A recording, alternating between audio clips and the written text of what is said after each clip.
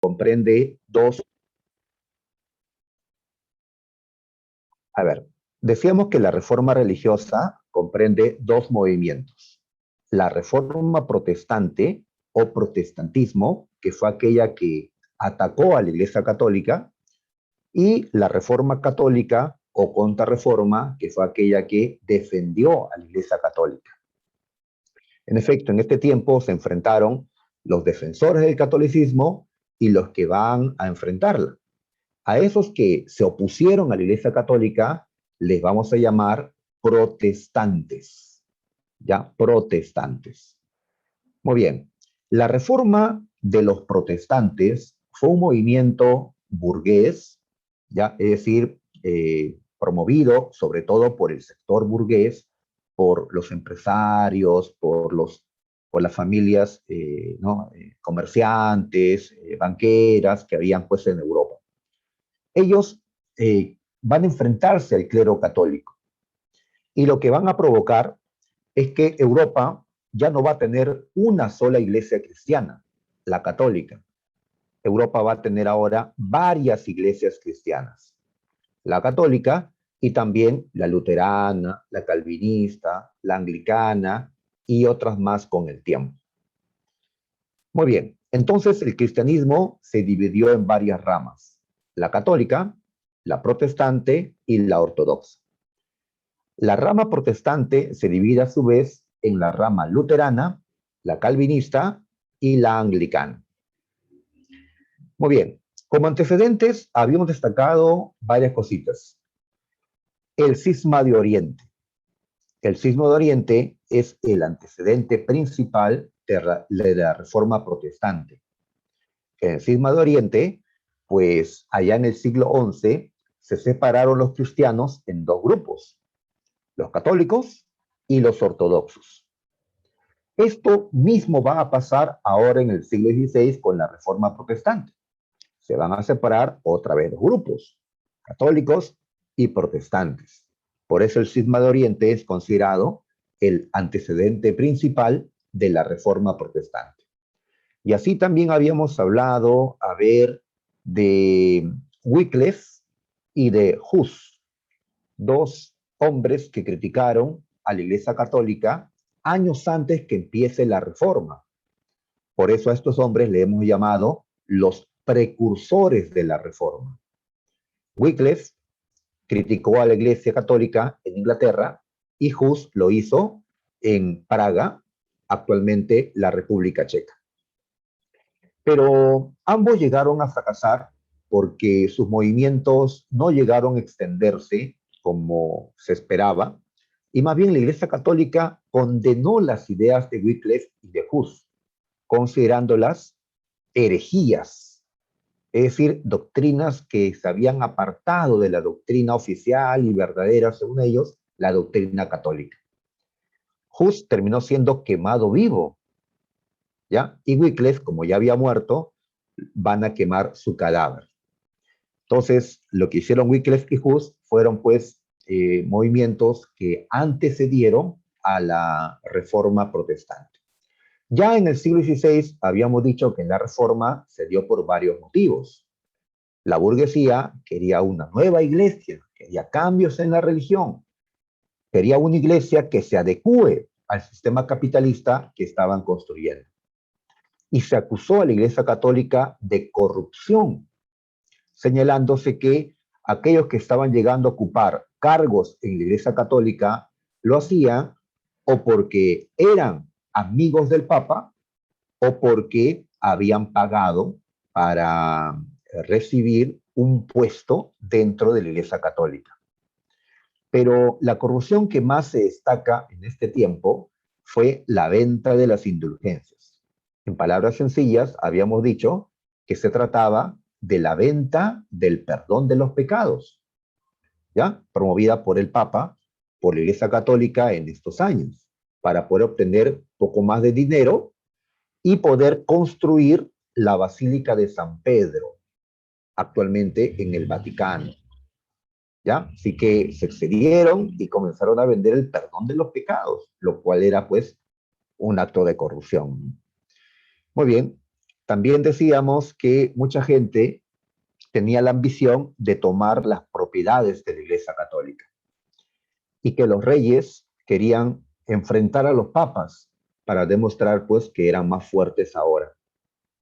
Y todo esto influenciado por las ideas de los humanistas. Los humanistas habían criticado ya a la Iglesia Católica años atrás, habían criticado sus excesos, su doble moral, ¿no? De muchos clérigos, habían defendido la libertad de pensamiento, ya habían defendido la libertad religiosa, varios de ellos, así que todo esto influye sobre hombres como Martín Lutero, que va a dar inicio a la Reforma Protestante.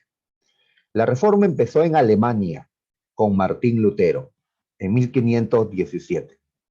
Lutero lo primero que hizo fue clavar unos papeles conocidos como las 95 tesis, donde se oponía a la venta de las indulgencias. El Papa lo expulsó de la iglesia, el emperador Carlos V lo persiguió, y así Lutero, pues enfrentado a estos grandes poderes, va a liderar el movimiento protestante en Alemania, ¿sí? Donde empezó la reforma, ¿no? Alemania. Ya, muy bien, después de una serie de sucesos, pues la Alemania se va a dividir en dos. Una gran parte serán alemanes que van a creer en Lutero, luteranos le vamos a llamar, y otra parte minoritaria que va a seguir siéndole fiel a la Iglesia Católica. Seguirán siendo católicos. La Iglesia Católica perdió no solo un montón de fieles en Alemania, sino que también perdió propiedades, tierras, porque los nobles de Alemania, convirtiéndose en luteranos, le arrebataron gran parte de sus propiedades a Alemania, a la Iglesia Católica en Alemania. Muy bien, entonces de esa manera la reforma protestante estaba triunfando en Alemania. Hasta hubo una guerra religiosa en la que el emperador de Alemania, Carlos V, trató de derrotar a los luteranos, pero fracasó. ¿Ya? Al final se dio la paz de Augsburgo, una paz entre los católicos y los luteranos. ¿Qué permitía esta paz? Que los alemanes, los nobles alemanes, tengan el derecho a elegir entre ser católico o ser luterano. Y así Alemania se volvió mayormente luterana.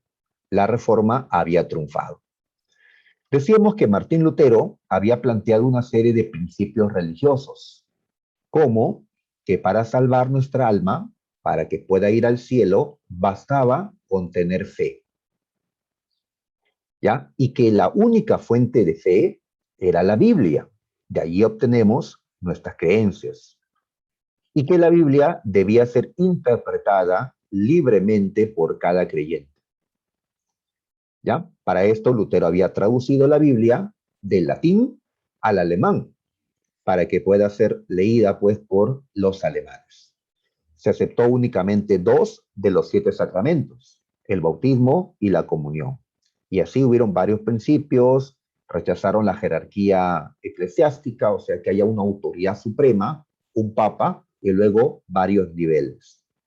¿Ya? Ellos rechazaron el celibato, es decir, que los pastores luteranos sí podían casarse y tener hijos, cosa que en la Iglesia Católica no se le permite pues a los sacerdotes. Ellos deben ser célibes o castos. Muy bien, entonces esto habíamos estudiado sobre la Reforma Protestante en una primera clase. Ya en una segunda clase, ya viendo la segunda parte de este tema, pues habíamos hablado del calvinismo. El calvinismo. Decíamos que el calvinismo fue un movimiento protestante llamado así porque fue liderado por un francés llamado Juan Calvino. Juan Calvino. ¿Ya? En Francia fue perseguido, así que Calvino se va a instalar en otro país, en Suiza, en una ciudad suiza llamada Ginebra. Y allí donde desarrolló este movimiento protestante, convirtiendo a Suiza en un pues, territorio protestante. ¿Ya? Muy bien, mencionábamos su obra, sus ideas, y que la idea religiosa más importante de Calvino o del calvinismo era la predestinación. Es decir, la creencia que Dios ya decidió de antemano quiénes de nosotros se va a salvar e ir al paraíso y quiénes no. Y que nada de lo que hagamos va a cambiar ese destino que ya Dios lo estableció por su propia voluntad. Muy bien, decíamos que esto atrajo a la burguesía, sí, esto le cayó muy bien a la burguesía, porque Calvino les dijo que una manera de saber quiénes eran elegidos era ver, pues, si tenían éxito en lo que hacían, porque Dios estaba bendiciendo a aquellos que eran sus elegidos. Y como a la burguesía le iba bien en sus negocios, estaban acumulando riqueza, creyeron que era una señal de que eran salvados, de que irían al cielo. Y por eso esto atrajo a la burguesía. Muy bien, entonces habíamos hablado sobre esto con el calvinismo, y también habíamos estudiado el anglicanismo, otro movimiento protestante, desarrollado en este caso en Inglaterra. Ah, recuerda los países donde está triunfando la reforma, que hemos dicho, Alemania, Suiza y ahora Inglaterra. ¿Quién lideró la reforma en Inglaterra? Pues Enrique VIII, el rey de Inglaterra en esta primera parte del siglo XVI. Enrique rompió con la Iglesia Católica, ¿ya? Él dio una ley, el Acta de Supremacía, y a través de esta ley rompió con la Iglesia Católica. Ya se había peleado previamente con el Papa Clemente V, porque el Papa había decidido no anular el matrimonio de Enrique VIII con su primera esposa, Catalina de Aragón. Enrique quería romper con ella porque decía que no le podía dar un hijo varón por la edad que tenía y quería casarse con otra mujer, ¿no? Así que como se había peleado con el Papa, Enrique pues dio el acta de supremacía, creando una nueva iglesia, la iglesia anglicana, ¿no? En Inglaterra. Y el rey pasó a ser el jefe de esta iglesia. Muy bien, ahí está. Decíamos que Tomás Moro, un humanista inglés, consejero del rey, se había opuesto a esta medida del rey. Y Enrique había mandado, pues, decapitar a Tomás Moro, como también llegó a decapitar esposas. De las 6 que llegó a tener en su vida, 2 fueron decapitadas por Enrique VIII. Muy bien, después de él ya gobernaron sus hijas, María, Isabel. Isabel, recuerda, tiene un apodo que le ha hecho, ¿no? Más conocida, la Reina Virgen, ya que nunca se casó ni tuvo hijos, le llamaban así, la Reina Virgen. Y decíamos que el anglicanismo mezcla las ideas calvinistas y la organización de los católicos. De tal manera que ellos, por ejemplo, van a aceptar la predestinación que Calvino había enseñado, pero van a tener una iglesia jerárquica, con una cabeza, que era el rey, y luego pues varios niveles, como pasa en la iglesia católica también. Muy bien. Eh, Justamente este mapa nos servía para identificar en qué lugares triunfó la reforma protestante y en qué lugares, pues no. ¿Dónde triunfó la reforma protestante? A ver, si vemos los colores, la reforma luterana triunfó en los territorios que están de color verde. Esto es Alemania o el Imperio Germánico. También en Dinamarca, Noruega, Suecia, los estados bálticos. El calvinismo, los protestantes calvinistas, ¿dónde los encontramos? En Suiza, pero también en los Países Bajos u Holanda, en partes de Francia, en Escocia. Y el anglicanismo, la reforma anglicana, pues eso lo encontramos en Inglaterra y en Irlanda del Norte. como el mapa lo registra. En cambio, los católicos, ¿dónde van a pertenecer? ¿Dónde van a mantenerse los católicos fieles al Papa? En Portugal, en España, en Italia, en Austria, en Polonia, en la mayor parte de Francia, en Irlanda, en Bélgica y así. Y así vemos esta Europa dividida en varias religiones cristianas, en varios cristianismos. ¿Ya? Muy bien. Entonces, se rompió la unidad religiosa, ya que ahora existen varias iglesias cristianas, la católica, la luterana, la calvinista, la anglicana. La iglesia católica se ha debilitado con todo esto. No pudo evitar que la Biblia sea traducida y difundida en el idioma de cada país. Decíamos que la Reforma Protestante lo que hizo fue, pues, acercar la Biblia a la gente. Al traducirla, al decir que cada persona debería leer e interpretar la Biblia según su entendimiento. Muy bien, esto generó un mayor capitalismo porque la burguesía ya no tenía pues esos sentimientos de que buscando hacer negocios, buscando generar plata, hacerse ricos, estaban pecando, ¿no? Ya que ahora las nuevas iglesias le decían que eso no era pecado. Al contrario, que si se enriquecían era señal de una bendición de Dios.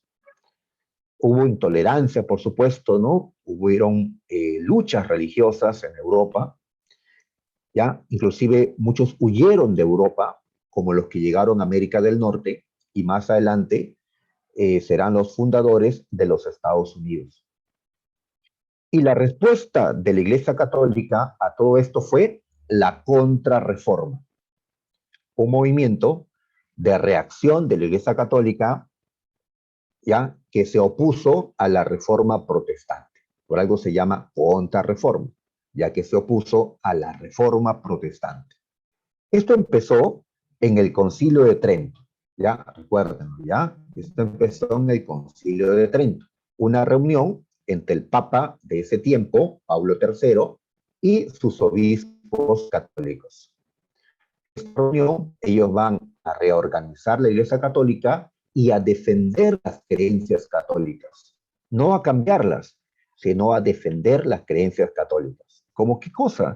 Como que la idea que para salvar el alma tenemos que tener fe y hacer buenas obras. Ambas cosas van a exigir para la salvación, a diferencia de los protestantes que decían que la fe era suficiente. Muy bien, van a defender el poder del Papa, van a mantener la jerarquía eclesiástica, van a defender que las fuentes de la fe, de las creencias, eran la Biblia y también la tradición. Decíamos que la tradición era todo aquello que Cristo había predicado en el pasado, pero que no había sido escrito y colocado en la Biblia. Pues eso lo plantean los católicos. Los protestantes dicen que la tradición no es válido, no, eso no es así. Muy bien, ¿ya? Ellos van a defender que solo la Iglesia Católica podía interpretar la Biblia y que todos los sacramentos eran válidos, no solo los dos de los protestantes. Van a defender que en la hostia sí está presente Cristo cuando se hace la Eucaristía. Van a defender el culto a la Virgen María, a los santos, la idea del purgatorio, el celibato. Aquellos que quieran ser sacerdotes católicos tendrán que ser castos. Y así, pues, se defendieron los principios católicos. Muy bien. Además, tenemos unos instrumentos que se utilizaron para, pues, evitar la propagación del protestantismo, como la Inquisición, que se le va a reforzar para que la Inquisición persiga a aquellos, pues, que estaban, eh, digamos, asimilando las ideas de los protestantes. La Inquisición. También la Compañía de Jesús o la Orden Jesuita. Estos eran nuevos sacerdotes.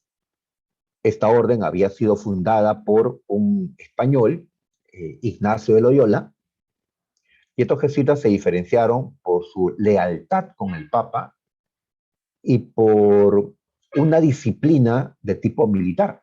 Ignacio Loyola había sido soldado antes de ser, pues, sacerdote, ¿no? Y así ellos viajaron por el mundo llevando el catolicismo. Además, que en el Concilio de Trento se elaboró un listado de libros que los católicos no debían de leer, libros prohibidos. ¿Ya? Esta relación de libros se le conoce como índex. Índex. ¿Ya? Ahí está, ¿no? Muy bien. Entonces, esto habíamos estudiado eh, la semana pasada, no, la anterior, perdón, la anterior, ¿ya? Así es. Entonces, toda esta reforma la habíamos dividido en dos clases y hemos recordado, pues, ¿no? En esta primera media hora, eso que habíamos estudiado. Antes de pasar al tema siguiente, al tema del absolutismo español, quisiera avanzar con las preguntas que hemos ya traído, ya con estas preguntas. Así que muchachos, ya hemos recordado juntos el tema de la reforma religiosa, tanto la reforma protestante como la contrarreforma, así que podemos contestar estas preguntas. ¿Ya? Entonces, pongamos atención, ten en cuenta que para elaborar las preguntas del examen de la próxima semana, voy a fijarme en estas preguntas, ¿ya? Para hacerlas, pues, algo parecidas. Y quisiera, pues, que me apoyen señalándome cuál es la respuesta de estas preguntas. Muy bien, muchachos. A ver, entonces veamos. En la número 1, nos hablan de antecedentes medievales de la Reforma Protestante. Así es, la Reforma Protestante se vivió en el siglo XVI, edad moderna, pero habían ocurrido algunas cosas en la Edad Media o en la época medieval y esas cosas son considerados pues antecedentes de la Reforma Protestante. ¿Ya? Muy bien. ¿Cuál es el antecedente que encontramos? A ver, tenemos cuatro alternativas. ¿Cuál identifican, muchachos, ustedes? ¿Alguna sugerencia?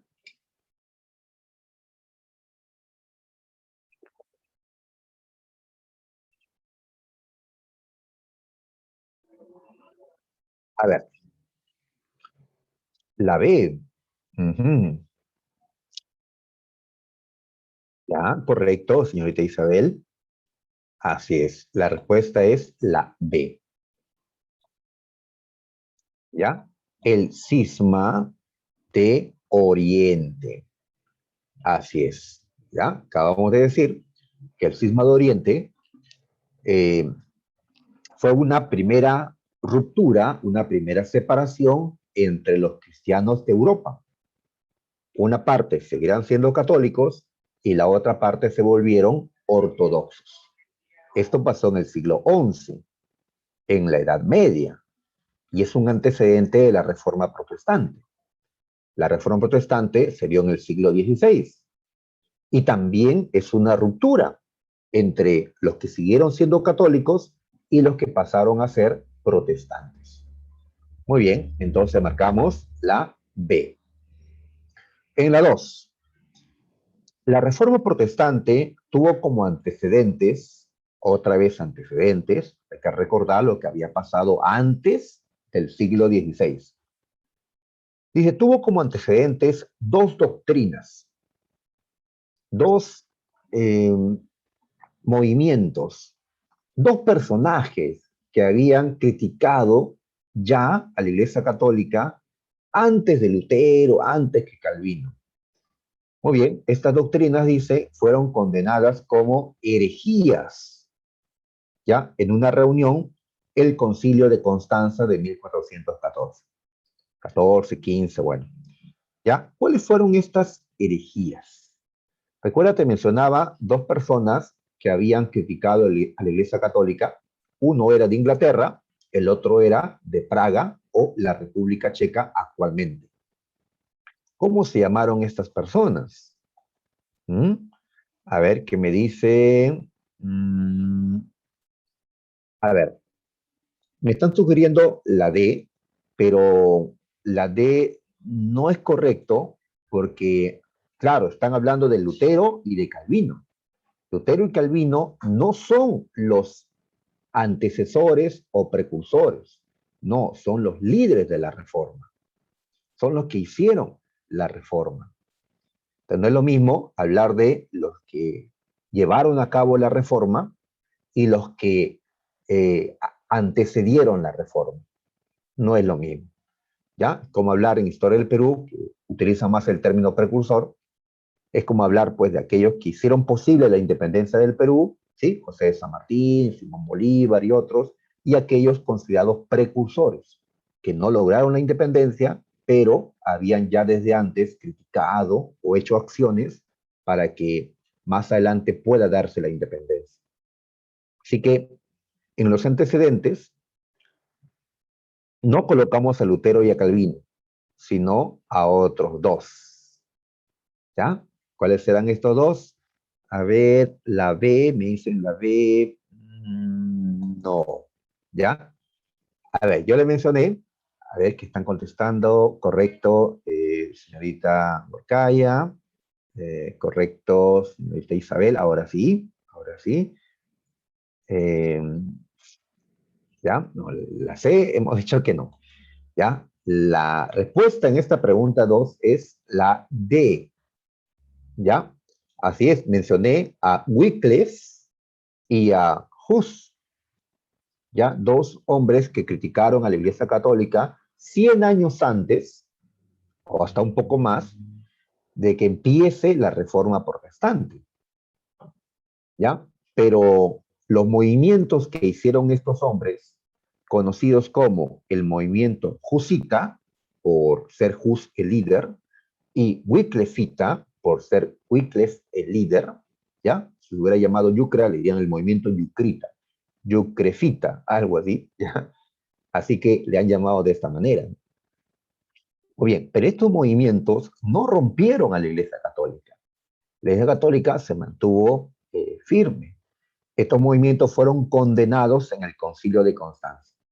Decíamos que Hus fue condenado a morir quemado vivo. Y Wycliffe, como ya había muerto, bueno, lo quemaron muerto, o sea, quemaron su cadáver, ¿no? Ya, de esa manera, Hus y Wycliffe no habían logrado, pues, separar a los cristianos en ese tiempo. En cambio, 100 años después, cuando ya vemos, ¿no?, a Martín Lutero y a Juan Calvino, ellos sí, con la crítica que hicieron, o los movimientos que lideraron, lograron separar a los cristianos entre aquellos que siguieron siendo católicos y aquellos que se van a convertir en los protestantes, ¿ya? Luteranos o calvinistas. 3. La venta de indulgencias por parte de la Iglesia Católica se incrementó en el siglo XVI en ocasión de... ya, decíamos que la Iglesia Católica va a vender estos papeles donde ahí decía que tus pecados eran perdonados y estaba pues el sello del Papa.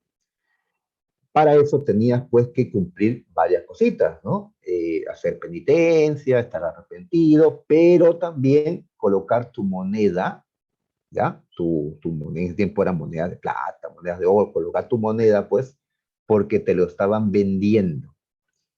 Muy bien, ¿por qué razón la Iglesia Católica se puso a vender el perdón de los pecados?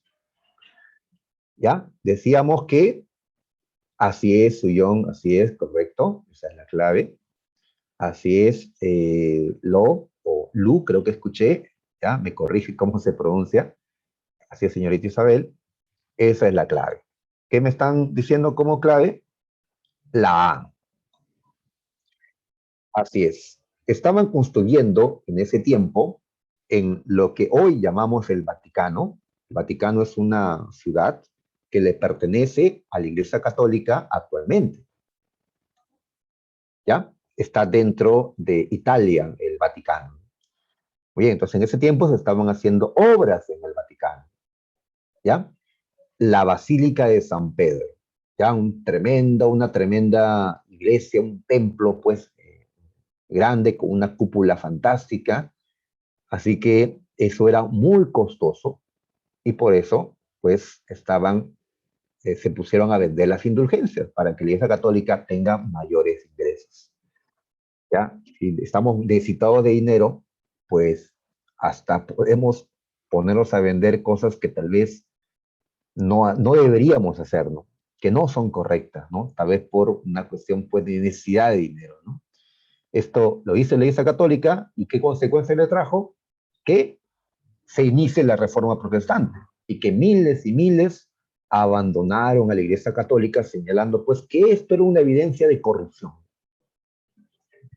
En la 4, a ver, ¿qué movimiento ideológico influyó en la Reforma Protestante? De Lutero, de Calvino. ¿Ah? Así es, ¿qué ideas, la de qué movimiento ideológico se basaron ellos para empezar esta Reforma Protestante? ¿Mm? ¿Cuál de estas? ¿Ya? Algunas no hemos estudiado todavía, ¿no? No hemos estudiado el socialismo todavía, que por cierto aún no existía en este tiempo, ¿no? Las ideas socialistas. La ilustración tampoco hemos estudiado, ¿no? ¿Ya? La escolástica, la escolástica. Mm, no, la escolástica fue una doctrina filosófica desarrollada por la propia Iglesia Católica, buscando unir la razón y la fe, tratando de demostrar con argumentos lógicos la existencia de Dios. Pero esto se dio antes, ¿no? Y lo hizo la propia Iglesia Católica. Más bien fue, ¿ya? Así es Villar, fue el humanismo, ya vamos a marcar la D, el humanismo, el movimiento ideológico que influyó en la Reforma Protestante, porque los humanistas defendieron la libertad de pensamiento, ¿ya? Dijeron ellos, basta de dogmatismo. ¿Qué es eso de dogmatismo? De creer en verdades absolutas, ¿ya? En no aceptar cuestionamientos, que las cosas son así y esto no admite cuestionamientos. Pues si hubiéramos mantenido ese pensamiento, no habría ciencia moderna, porque para que exista la ciencia moderna tenemos que ponernos a observar y a preguntarnos y a romper esquemas que se han establecido, ¿no? Pues los humanistas enseñaron eso, ¿no? La libertad de pensamiento, ¿no? ¿Ya? Entonces, basados en esa libertad de pensamiento, hombres como Lutero, Calvino, pues van a pensar de una manera distinta a la Iglesia Católica. ¿Ya? ¿Ustedes creen en 7 sacramentos o todos decimos que no? Solo valen 2. Y así, pues, se contagiaron con el humanismo. La siguiente, las 95 tesis, expuestas por el monje Martín Lutero. Así, Lutero era un monje. Él era un monje de la orden de los agustinos de la Iglesia Católica. Él era un católico, está dentro de la Iglesia. Y desde adentro justamente vio, pues, los problemas que tenía esta institución. ¿Qué cuestiona Martín Lutero cuando publica las 95 tesis? ¿Qué fue lo que cuestionó? ¿Mm? ¿A qué se opuso Lutero? Y con esto dio inicio a la Reforma Protestante. A ver, ¿qué señalan? Ajá, muy bien, señorita Angie Fullón, bien, Carla Huarcaya, así es, esa es la respuesta. ¿Ya? ¿Qué me han dicho? La A, la venta de las indulgencias. Así es. Entonces, toda esta reforma protestante empezó cuando Martín Lutero comenzó a vender las indulgencias. Perdón, ¿ya? Cuando la Iglesia Católica vendía las indulgencias y Martín Lutero criticó la venta de esas indulgencias al publicar las 95 tesis. Muy bien. Ahora, Martín Lutero desarrolló pues otras ideas religiosas, ¿sí? cómo es que nos salvamos, en qué se basa la fe, etcétera, ¿no? En la 6 justamente nos preguntan por esto, por la doctrina luterana, por el contenido de, de esta fe luterana, ¿no? A ver, todos ellos comparten la creencia en Jesucristo. En eso no hay diferencia. Todos ellos, pues, eh, aceptan la Biblia, ¿no? Pero hay diferencias, ¿no? A ver, entonces, en la 6 tengo que encontrar, pues, acá un principio religioso luterano que hace distinto al luteranismo del catolicismo. ¿Qué marcamos en la 6? A ver, correcto, señorita Huarcaya, así es. En la 6, pues, a ver, la jerarquía de la iglesia, eso es algo que la iglesia católica hizo y mantiene hasta el día de hoy. ¿Sí? Hay una jerarquía. No es lo mismo, pues, un párroco, ¿no? Tal vez de tu barrio, y un obispo o un cardenal, ¿no? Ellos están, pues, en el alto clero. Los párrocos están en el bajo clero. Hay una jerarquía, así como, pues, en la política, ¿no? Con un presidente o en el ejército, ¿no? Con un comandante. Igual en la Iglesia Católica hay una jerarquía. Entonces, esto lo rechazó Lutero. Lutero rechazó la jerarquía eclesiástica, ¿ya? Sí, así es, señorita Isabel, esa es la respuesta, ¿ya? La B.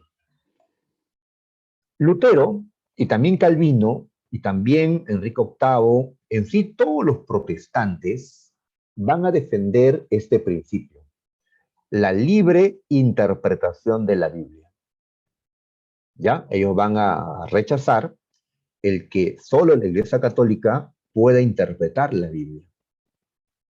¿Mm? Es como que yo les diga, chicos, solamente van a creer, van a repetir lo que yo les estoy diciendo, porque yo soy el dueño de la verdad. Así que no pueden escuchar a otro profesor, no pueden leer ningún libro, ya solo tienen que repetir lo que yo les digo. Pues ya eso ya no lo van a aceptar, ¿no? Estaría pues totalmente equivocado, ¿no? Nadie es dueño de la verdad. Pues desde católica nos enseñaba, pues ya, así, esto es lo que dice la Biblia, esto es lo que tienes que aceptar, ¿no?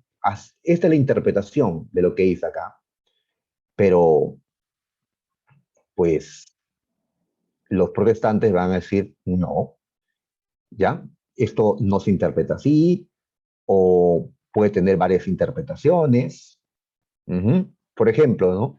Cuando leemos el Génesis, ¿ya? Cuando leemos el Génesis, donde hablan de la creación del mundo, pues en 6 días Dios creó el mundo.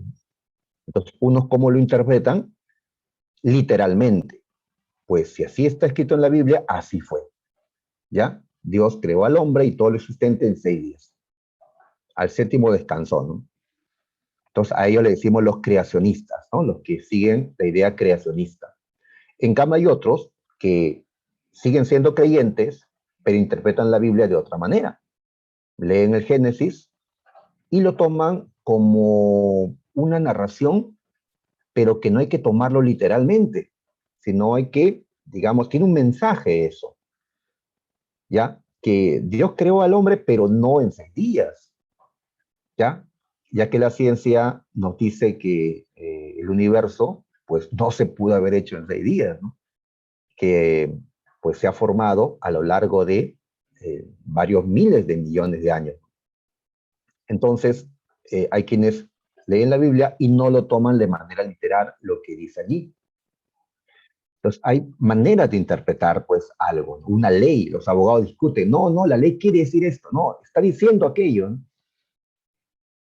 Entonces, la reforma nos trae esto, ¿no? Que hay, que cada uno, pues, tiene la libertad para interpretar las cosas, para entender, ¿no? La Biblia según, pues, la razón.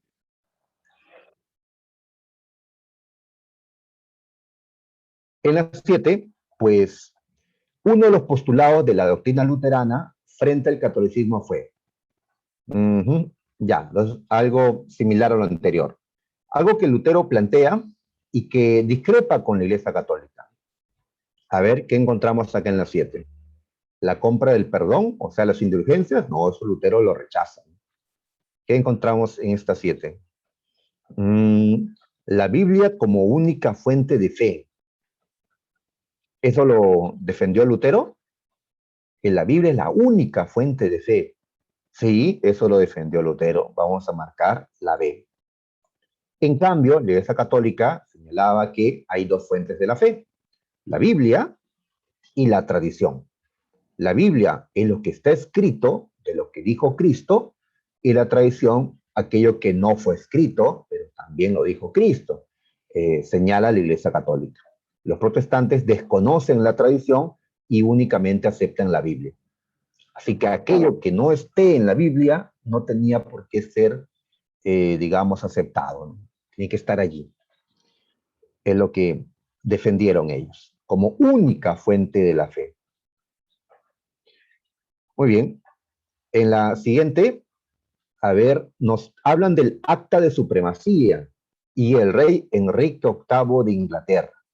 ¿Recuerdas? Este rey, a lograr la aprobación del acta de supremacía, pues ¿qué pasó? ¿En qué se convirtió? ¿Ah? ¿Qué fue lo que hizo Enrique con el acta de supremacía? ¿Qué marcamos en esta 8?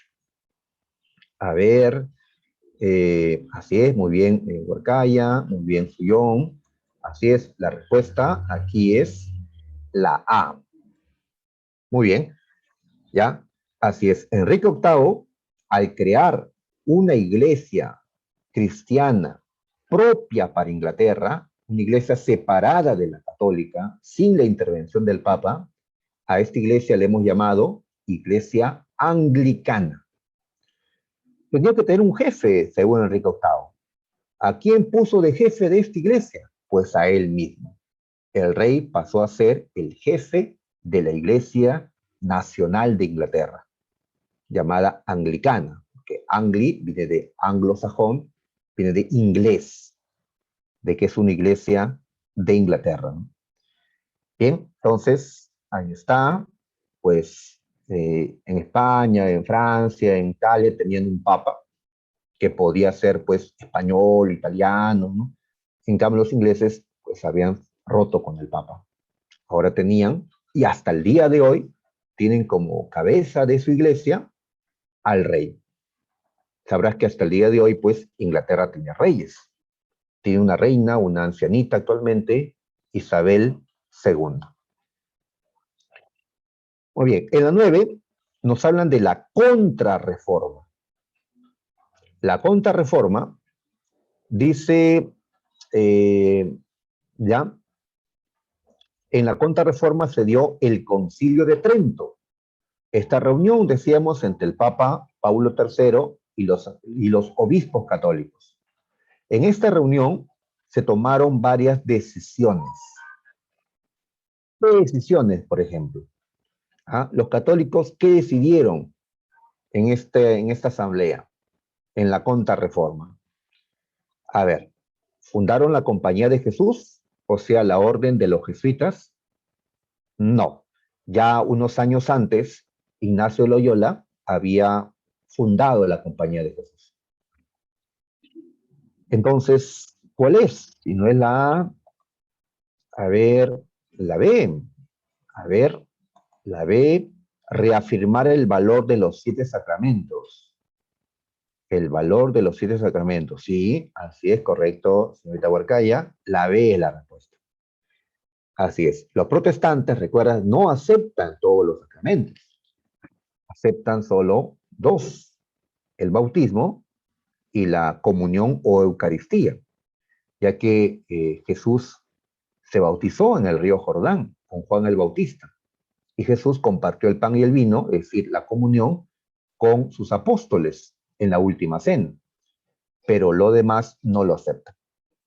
Los católicos, pues, trataron este tema de los sacramentos en el Concilio de Trento y uno a uno señalaron, pues, que cada sacramento era válido, los 7 sacramentos. ¿Ya? Ahí falta, pues, la confirmación, el matrimonio religioso, la penitencia, la unción de los enfermos, la orden sacerdotal, ¿no? Así que todos estos sacramentos también consideraron que eran válidos. Muy bien. Ya, en la siguiente, otra vez el Concilio de Trento. Esta reunión que dio inicio a la Contrarreforma. Pues, ¿qué se establece allí? Ya, a ver, una pregunta similar a la anterior. ¿Qué se establece allí? Mm, a ver, se reconoce la libertad religiosa en varios estados.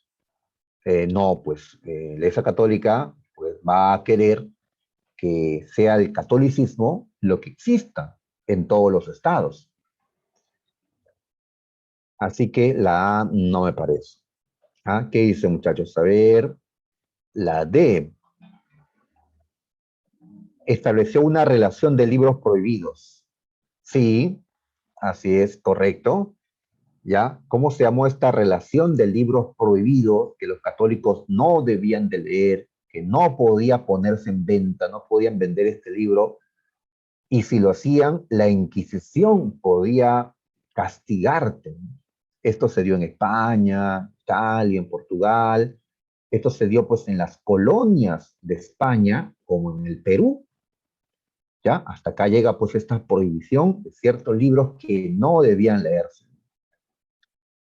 Pues ya se llamó a esta relación Index. ¿Ya? Muy bien, Orcaya. Index, así es. Index o índice en castellano, ¿no? Ya, en la 11, ahí está el nombre, por cierto, ahí encontramos el nombre, Index. Los libros que figuraban en el Index fueron colocados bajo la justificación que estos, o sea, ¿por qué debían estar prohibidos estos libros? ¿Por qué? Porque diversos libros de científicos, filósofos, literatos, estaban en el Index, porque la Iglesia Católica señalaba que estos libros cuestionaban la doctrina católica, ¿ya? Criticaban, pues, ¿no? Lo que la Iglesia Católica, pues, enseñaba. Y por eso los católicos no debían de leer, ¿ya? Voy a marcar, entonces, la C, ¿ya? La C. Ya actualmente ya no existe esto porque, pues, además es imposible actualmente ya que nos prohíban, pues, tal cosa, ¿no? Ahora el Internet, pues, nos conecta de una manera, pues, más rápida, ¿no? Al mundo y hasta podemos encontrar libros en digital, ¿no? Gratuitos, ¿no? También para leer. Eh, sí, pues la tecnología, pues, como dice Thanos, pues todo esto es inevitable. 12. A ver, la reacción de la Iglesia Católica frente a la aparición de iglesias protestantes, ¿cuál fue? La reacción de la Iglesia Católica. O sea, Lutero triunfa en Alemania, Calvino en Suiza, Enrique VIII en Inglaterra. Frente al avance del protestantismo, ¿cuál fue la reacción de la Iglesia Católica? Pues, ¿cuál fue? Convocó a una asamblea, a una reunión. El Papa Pablo III convocó a una reunión. En Trento, Italia, el Concilio de Trento. ¿Ya? Y ahí empezó la Contrarreforma. Vamos a marcar entonces la A. He repetido bastante veces Concilio de Trento, así que imagino que se te quedará y para el examen ya preguntaré, ¿no? Seguramente porque es lo que estamos repasando. Las preguntas que siguen se refieren ya a al absolutismo y a los reyes de España. A ver, entonces, nuevamente voy a buscar la teoría, lo que habíamos estudiado la semana anterior, ¿ya? Está fresco, supongo, con esto, que hace solo 7 días estudiamos esto del absolutismo. A ver, ¿qué hemos dicho? Que el absolutismo monárquico o la monarquía absolutista es un régimen político en el que los reyes tienen o quieren tener un poder ilimitado, ilimitado. Entonces, todo aquello que pueda limitar el poder de los reyes debía ser eliminado. ¿ya? Esto del absolutismo se dio en la Edad Moderna, sobre todo en los siglos XVI, XVII y XVIII, ¿ya? Muy bien. Decíamos que en el siglo XVI se formaron las monarquías absolutistas. En el siglo XVII, el absolutismo llegó a su auge, a su momento de mayor desarrollo. Y en el siglo XVIII ya se vive la crisis del absolutismo. Muy bien. ¿Por qué fue posible que los reyes llegaran a tener tanto poder? Debido a que los otros poderes que existían en Europa se habían debilitado. ¿Qué poderes? Pues el de los señores feudales, debilitados desde tiempo de las cruzadas, cuando perdieron esta guerra ante los turcos. O también el debilitamiento de la Iglesia Católica. ¿En qué momento se debilitó la Iglesia Católica? Pues varios momentos, hemos dicho, cisma de Oriente, los precursores, pero sobre todo, ¿cuándo fue que la Iglesia Católica se debilitó más? Con la Reforma Protestante, con los movimientos de Lutero, de Calvino, que acabamos de recordar. Entonces, frente a la debilidad del Papa, de la Iglesia Católica, frente a la debilidad ahora de los señores feudales, los reyes pudieron colocarse por encima de ellos. Y así podemos hablar ahora de las monarquías absolutistas. ¿Ya? Muy bien. En ese tiempo, la burguesía apoyó a los reyes. Pagarán tributo a los reyes, ya no a los señores feudales, y con esta plata, pues los reyes podrán financiar tropas para dominar a los señores feudales. Bien, entonces tenemos el origen. En las características habíamos destacado el centralismo. Es decir, que el rey concentraba el poder. ¿Ya? Cuando hay absolutismo, no hay separación de poderes.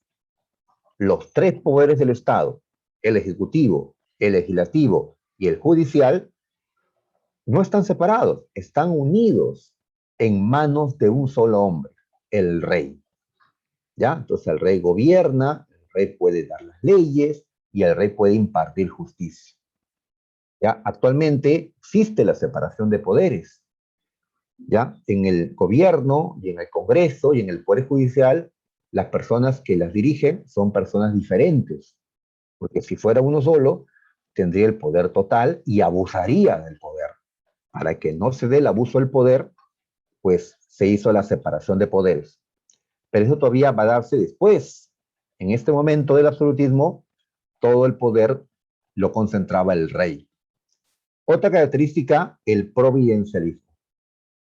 Es decir, que se creía en ese tiempo que el poder provenía de Dios, que Dios había puesto a los reyes, ¿ya? Esto podemos llamarle también el derecho divino de los reyes, ¿ya? Hoy los gobernantes, ¿qué dicen, no? Habéis escuchado al presidente, ¿no?, actual, siempre repite, pues, el pueblo. Pues hoy la idea es que el poder proviene del pueblo. Nosotros elegimos a los gobernantes actualmente, ¿no? Pues en el pasado no habían elecciones, pues el poder no se consideraba que provenía del pueblo, se consideraba que provenía de Dios, y que por lo tanto los reyes no debían rendir cuentas de lo que hacían al pueblo, sino únicamente a Dios, porque fue Él el que los puso, decían. Muy bien, el providencialismo. Yo suelo preguntar por esta característica. ¿Ya? Estas ideas son las que van a justificar el absolutismo de los reyes en esta época. ¿Ya? Es decir, que el poder se basa en Dios. Dios les entregó, Dios los puso allí. El regalismo era cuando los reyes absolutistas se entrometían en los asuntos de la Iglesia Católica. ¿Ya? Decíamos también que los reyes necesitaban de un ejército permanente que defienda, ¿no?, su posición. Necesitaban de diplomáticos para establecer acuerdos, ¿no?, alianzas con los reinos vecinos y también de un aparato administrativo, de funcionarios que estén con él, ¿no? En el gobierno del reino, ¿no? Muy bien, la población estaba excluida, la sociedad estaba dividida en estamentos, grupos casi cerrados, la economía estaba controlada por el Estado. Todas estas son características de las monarquías absolutistas. ¿Ya? Acá habíamos estudiado a Jacques Bossuet, aquel que planteó justamente esta idea de que el poder proviene de Dios, el derecho divino de los reyes. Y también otro ideólogo, un inglés llamado Thomas Hobbes, quien decía que el hombre es el lobo del hombre. El hombre es un ser egoísta que busca satisfacer sus necesidades a costa de los demás. Si no hubiera reyes poderosos, pues sería un caos, una anarquía, terrible sería la sociedad. Es necesario un rey absolutista, un rey poderoso, para garantizar la paz, el orden, ya que el hombre es el lobo del hombre, decía Hobbes. ¿Ya? Esto en su obra Leviatán, que tenía eh, esta imagen, digamos, en su libro, ¿no? Y ya entrando a la monarquía española, ¿ya? Recordamos a los reyes más importantes que tuvo España en estos tiempos. Tenemos a la reina Isabel, conocida como la reina Isabel la Católica o Isabel de Castilla, ya que ella no era reina de toda España, sino de una parte que llamamos Castilla. Esto antes que se unifique el territorio español. Muy bien, era una trastámara, pertenecía a esa familia, estaba casada con Fernando de Aragón, el rey de Aragón, Fernando el Católico. A los dos se les conocía como los reyes católicos. Isabel fue importante porque derrotó a los musulmanes o moros que se encontraban en Granada y así impuso el catolicismo a Granada. ¿Ya? Granada desaparece, es absorbido por Castilla. ¿Ya? Este es un gran paso para la unificación de España, porque Granada ahora pertenece a Castilla y Aragón y Castilla están unidos por el matrimonio de sus reyes. Muy bien. Isabel también abrió la Inquisición, este tribunal, ¿no? Que va a perseguir a los que se apartan de la doctrina católica. También apoyó a Cristóbal Colón, quien pues llegó a América, sabemos, en 1492. Tras la muerte de los reyes católicos, quien va a gobernar va a ser un nieto de ellos, Carlos I. ¿Ya? Carlos I, nieto de los reyes católicos. Él inició el absolutismo en España, este Carlos I, ¿ya? Hijo de Juana la Loca y Felipe el Hermoso. Él inició una nueva dinastía en España, la dinastía Habsburgo. Este apellido viene de su padre, Felipe el Hermoso, que no era español, era austriaco, así que de allí, de Austria, pues viene este apellido Habsburgo. No suena pues a español, ¿no? Suena a austriaco, es decir, a alemán, este nombre. Muy bien, él también era gobernante de otros territorios europeos, sobre todo pues Alemania, donde era conocido con el nombre de Carlos V. ¿Ya? También él fundó los virreinatos del Perú y de México. ¿Ya? España pues tenía un imperio colonial en América. Derrotó a Francia en las guerras de Italia, convirtiendo a España en la cabeza de Europa, en la primera potencia. También luchó contra los turcos, que querían expandir sus dominios por el mar Mediterráneo. También persiguió a Martín Lutero en Alemania, como recordamos en el tema anterior, pero pues no pudo evitar que Alemania se divida entre católicos y luteranos. Carlos llegó a tener tantos territorios en Europa y en América y hasta en Asia que se le atribuye esta frase: en mis dominios no se oculta el sol. Es decir, el sol siempre alumbrará al menos una parte de mi imperio, ya que ese imperio se encontraba en 3 continentes. Cuando ya estuvo viejo, Carlos pues entregó el poder a su hijo Felipe II. ¿Ya? Ahí está Felipe. Muy bien. Felipe, él llegó a ser rey de España, pero no de Alemania, como era su padre. Pero sí llegó a ser rey de España y de Portugal al mismo tiempo. España y Portugal. Muy bien. Felipe fue el que apoyó a la Iglesia Católica en este movimiento que hemos llamado la Contrarreforma. España fue el reino que más defendió, digamos, a la Iglesia Católica durante la Contrarreforma. Muy bien, se fortaleció la Inquisición, los turcos fueron derrotados en el mar Mediterráneo, en el combate de Lepanto, donde Cervantes Saavedra quedó manco, ¿no? En ese combate, el autor de El Quijote. Muy bien, ¿en qué momento empezó la crisis de España? Pues tras la guerra que tuvo contra Inglaterra, una Inglaterra donde reinaba Isabel I. Isabel I de Tudor, hija de Enrique VIII, otra Isabel I, ¿ah? No la que hemos colocado acá en España. ¿Ya? Isabel I, la reina virgen, a diferencia de la Isabel I que acá tenemos, que es la Isabel la católica. Muy bien, España mandó a la Armada Invencible, a la numerosa Marina de Guerra Española, a atacar Inglaterra.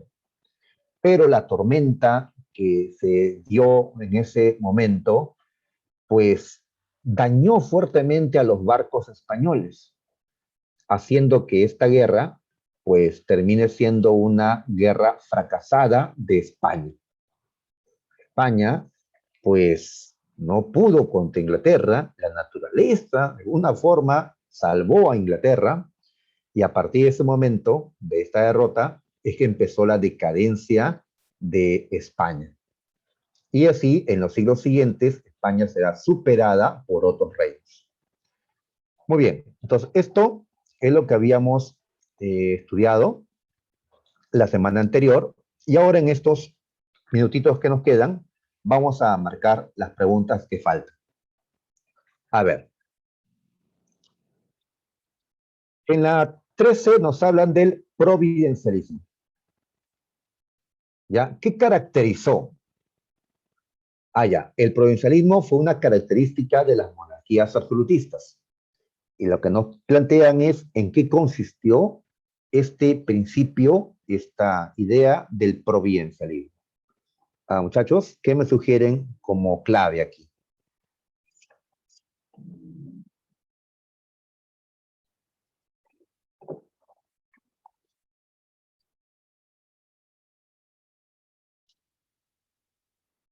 Mm, mm.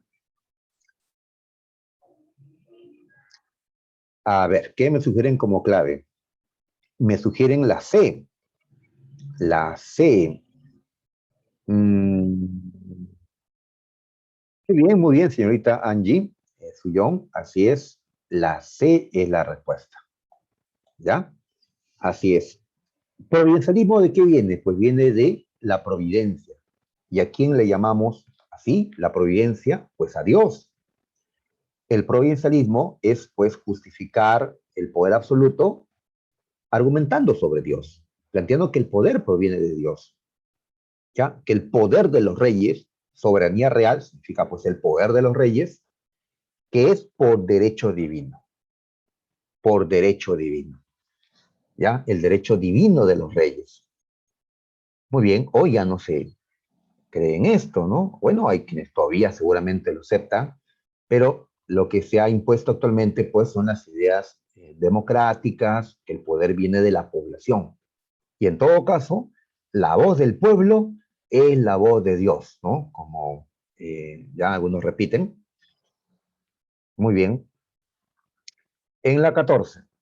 A ver, en la 14 nos hablan del rey Felipe II de España. Acabamos de recordar a Felipe II, hijo de Carlos I. Dice que él mandó a la Armada Invencible contra Inglaterra. ¿Mm? Y hemos dicho que perdió. La Armada Invencible fue vencida. ¿Ya? ¿Para qué le pusieron invencible, no? Pues la pregunta es, ¿quién gobernaba Inglaterra cuando se dio esta guerra? ¿Ah? ¿Quién era? María I, Enrique VIII, Carlos II, Isabel I. ¿Ah? ¿Quién era quien gobernaba Inglaterra? Así es, Huarcaya, Isabel I. ¿Ya? Nuevamente, no se olviden, estamos hablando de dos Isabelas. Isabel la Católica, que fue reina de Castilla, ¿ya? Abuela de Carlos I, bisabuela de Felipe II, y tenemos Isabel I de Inglaterra, la reina virgen, la que nunca se casó ni tuvo hijos. Hija, ella es hija de Enrique VIII, el que fundó la iglesia anglicana. ¿Ya? Isabel I, reina de Inglaterra, peleó contra Felipe II de España. Y bueno, las tormentas le jugaron a favor, ¿no? Ya que deterioraron a la Armada Invencible. Muy bien, 15. A ver, nos dice que en la edad moderna, un aspecto de la política de las monarquías, ¿cuál era? O sea, ¿qué caracteriza a la política europea de la edad moderna? ¿Qué lo caracteriza? ¿Que aceptan constituciones? No. ¿Que critican el provincialismo? No, no lo critican, ¿no? Lo aceptan. Así es, señorita Huarcaya, la D. El absolutismo es lo que caracteriza a la política en la edad moderna. Y contra esto se van a dar las revoluciones que luego vamos a estudiar. A ver, otras características. El monarca, el rey, gobernaba en representación del Estado llano. El Estado llano era el pueblo, eran los que trabajaban, era el sector bajo de la sociedad. ¿El monarca gobernaba en representación del pueblo? No, ¿ya? En nombre de Dios, decía. El rey concentra en su persona todos los poderes, eso sí. La monarquía se encontraba sujeta al control del parlamento. No, los reyes no, ni siquiera convocan a los parlamentos, ni siquiera hay parlamentos en muchos de estos. El sustento ideológico del poder del rey fue el provincialismo. Sí, el monarca gobernó sin obstáculos a su entera voluntad. Sí, en el absolutismo pasa eso. Por lo tanto, 2, 4 y 5, la C.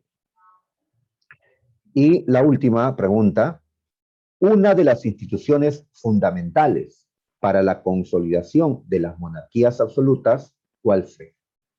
Es decir, eh, ¿qué cosas necesitaban los reyes para consolidar su poder absoluto? ¿Qué necesitaban? ¿Mm? Una prensa liberal como ahora existe, o sea, periodistas, diarios, ¿no? Medios de comunicación que sean libres a la hora de opinar, de criticar, no, pues esos criticarían al rey, ¿no? ¿Mm?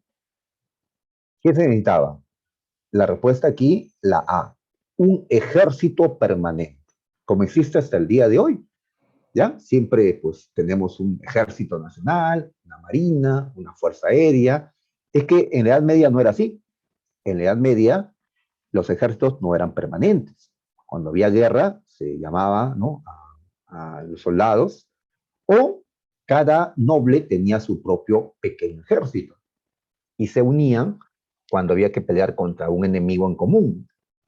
Cambia ahora, hay un ejército nacional, hay un ejército permanente que sirve a los intereses de los reyes en este tiempo del absolutismo. Bien, muchachos, entonces ya hemos recordado las clases que hemos tenido previamente. Ya vamos a dejar pues aquí, ¿no? Las cosas y ya para finalizar vamos a tomar nuestro temático, porque sí, tenemos un temático. ¿Ya? Así que muchachos, ingresen a Intranet y busquen el temático de Historia Universal. Muy bien. Cualquier error nos pasan la voz, ¿ya?